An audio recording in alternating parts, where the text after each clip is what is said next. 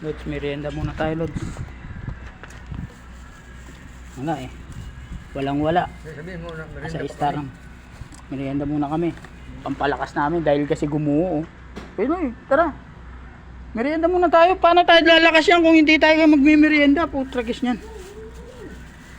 Malakas na siya eh. Yan mga Lods ha. Kita nyo. Hindi niya pagpalit yung kate sa merienda eh.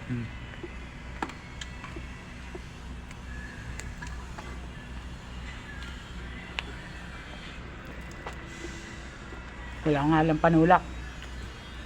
Tubigan mo na, wala isip eh. Hindi, umikot na yun. Baka doon dumano.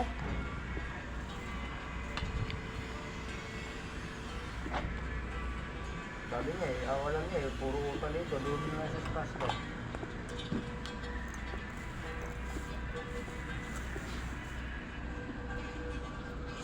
Huwag ka mag-margarin kahit di ka sanay.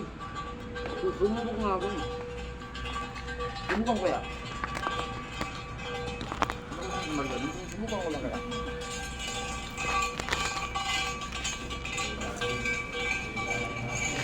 Ano kasi yun sa amin eh, yung ano namin, peanut butter yung... Masarap din yun. Meron din kami yun. Nasa bahay lang. Yun Huwag talaga naman yung ano favorite ng anak ko yun eh. itong minsan cheese yung ganun, yung paborito ng Kuya Eloy!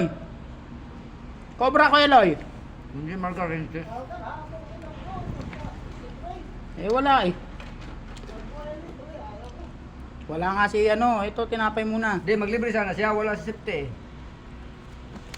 Ang masaklap doon, hanggang 250 lang. Ang kaya niya na, ano, hanggang 250 lang.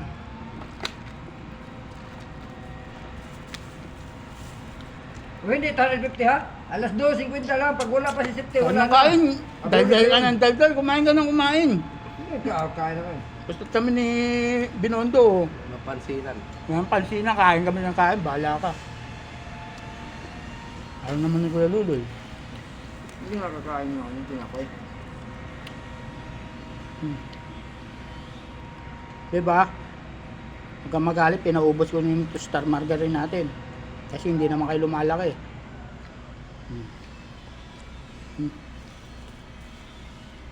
Batang may laban. Salamat Lods ha. And para lumakas kami ha, tingnan nyo naman po oh. Gumuho pa yung ano namin oh, anak ng pating. Malaw mo. Kanina anak ng titing, ngayon anak ng pating. Anak ng teting pala. Thank you po Lods. Hindi, anak ng titing kanina eh, gumuho eh, anak ng pating na lang. God bless po, Boss Rico Mapagmahal.